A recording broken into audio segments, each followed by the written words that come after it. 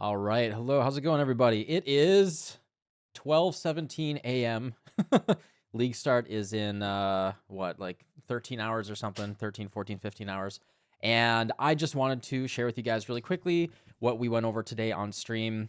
My not optimized. This is not advice or anything. This is not me recommending this is the Giga Chad League start. This is how you win races type of setup. But looking over the Atlas for a couple hours on stream today, integrating some ideas from what people said in chat. This is what I have ended up with for what I am most likely doing. I'm not even 100% sure this is what I'm doing, but I just want to share with you guys what my plans are for League Start tomorrow. And hopefully I see you guys there on stream. So yeah, I have some notes here. The idea is, and this is going to be a really quick video. The idea is June nodes early. So we're going to start off this, and like this is just going to be, obviously all I can do really is copy paste this right here. So watch the video if you want to see what the idea is, but we're going to start off just taking the June nodes like this. So it's going to look like this. Your first 3 nodes are going to be these 3, because this will give you 30% chance, just straight up 30%. And you can even take this one if you wanted to. I might take this one. This will get you 40% chance in addition to the base, whatever 12% chance that it is, for like 52% chance to get a June in every single map. That will be really, really huge, just for making sure that you can get your unlocks, you can get your unveils. I don't know what the drop rate of veiled orbs is, but that could be really, really nice for early crafting. Obviously not as good as the old veiled chaos orbs, but I think that's going to be just really nice to have. So I'm going to do that.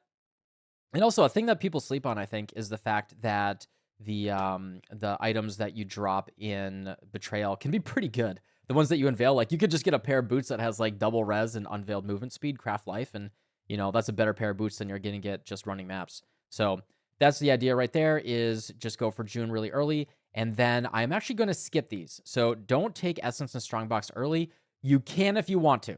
But I'm probably going to skip these early on, because what I'm going to be doing, also shrines, rush directly to Kirak. So I'll put the notes in the pinned comment below, so you'll see these.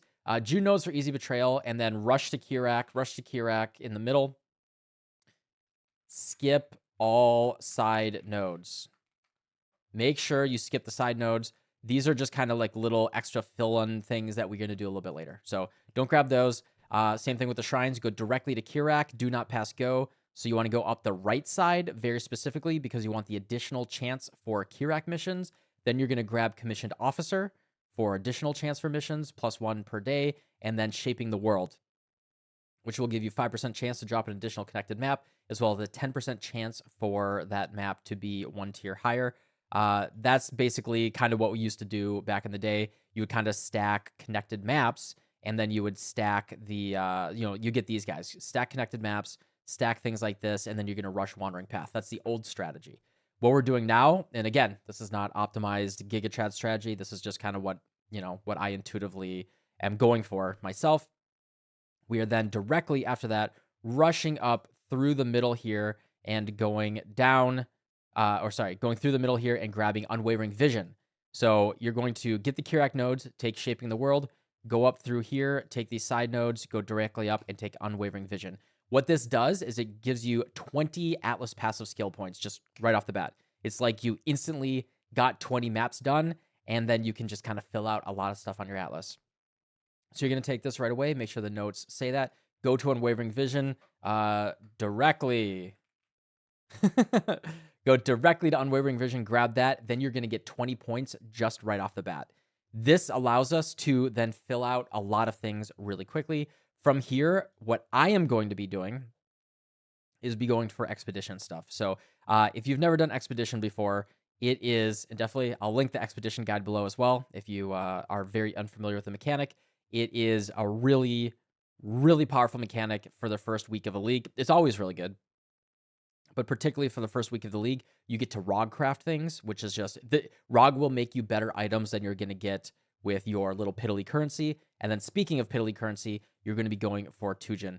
So the first expedition nodes that you want to go for are the ones that give you chance for expedition. So as soon as you get Unwavering Vision, then you want to go through here and you want to fill out the chance for expedition encounter. This will give you a absolute ton. What is this? This is 32, 44 plus another 8. That's a weird percentage, actually. So yeah, 52% right there. Then you're going to fill out down here, go into ancient writings. Expedition without extreme archaeology, this is the big boom, is bad. It feels bad. Like, you spend so much more time, so much more fiddling. The one thing to be annoyed about is if you hit, immune to fire, immune to whatever. But it's really, really easy. With the build that I'm playing Frostpunk Ignite. I only care about fire damage, and so the key for me is that all I do is I place it right in the middle. If I see immune to fire, then I find that immune to fire and I move it away from that. And then no matter what, that's the only mod that I can't do. So I just find anything except for immune to fire, I place it, and I'm good to go.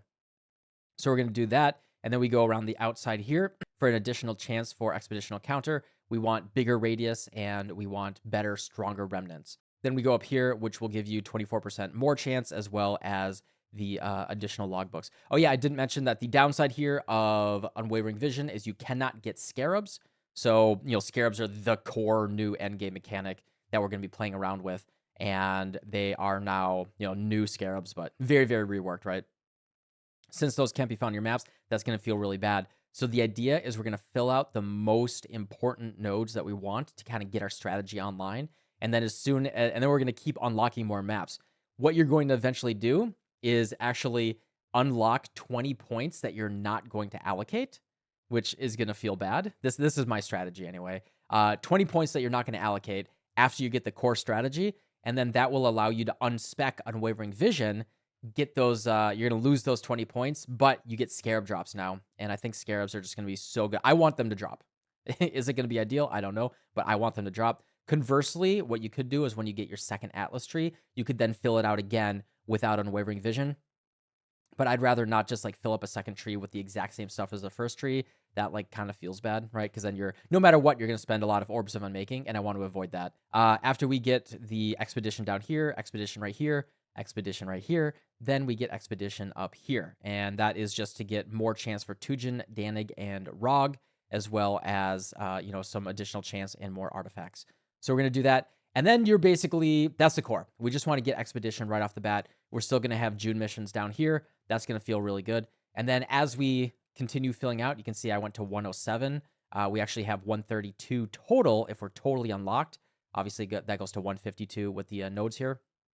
This goes up to 107. So we're kind of looking at the situation where we kind of want to fill out these core things. Then we want to get like 20 passive points after that.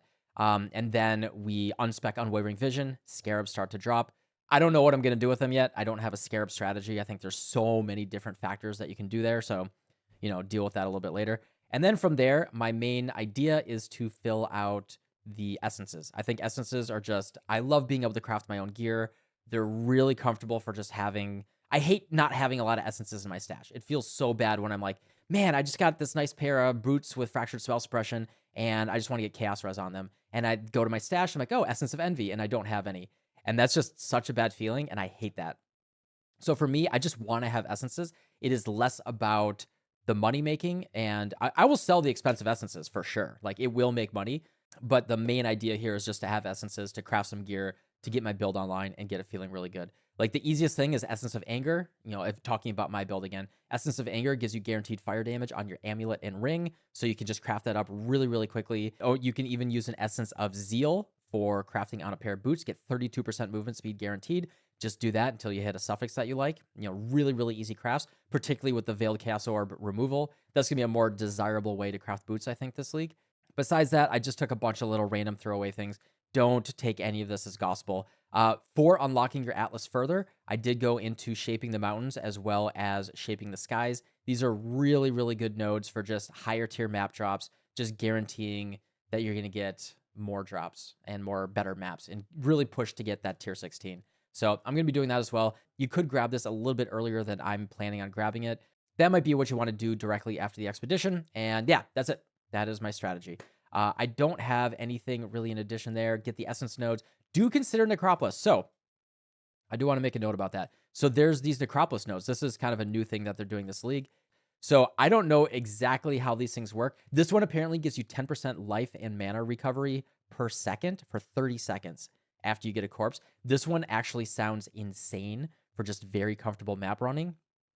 So I'm thinking about that one really, really strongly. I have no idea like how this works. I don't know how good Reveals of Random Craft is and Unresolved Anguish. Like, I don't know how good those are. We don't know how good this actually is, but I'm kind of leaving this on the table. Basic idea is get Expedition. You can run Tujin. You can get all of your bubblegum currency, maybe even get some early divines, raw craft your gear. You're going to be really, really comfortable. Worst case, even if you don't want to do that, logbooks will sell for decent currency. I don't know how much, but at least like 10 to 50 chaos per logbook on average, like decent logbooks.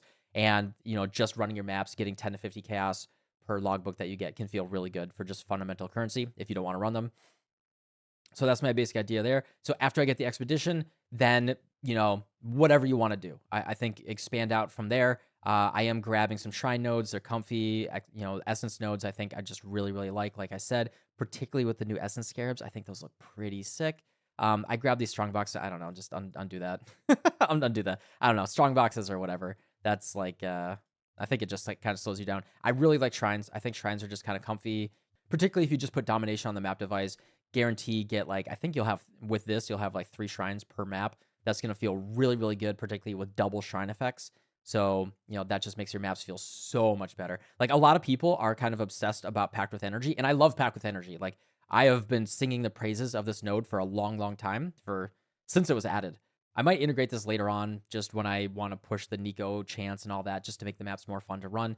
You get 45% movement speed, 105% increased damage, and +3 to all max res, which is just incredible, right?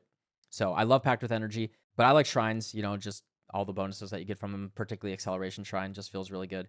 And yeah, so that's it. You know, double check these Necropolis nodes. They might be really good, kind of hold off. My suggestion is just go for one baseline strategy. Leave yourself a lot of potential points that you don't know what you want to put your points into yet. Like, leave a slush fund of like 30, 40 points, and then wait for the strategies to evolve as people start to understand what's really, really powerful. We have so many new nodes with the ability to change the scarabs that are going to drop.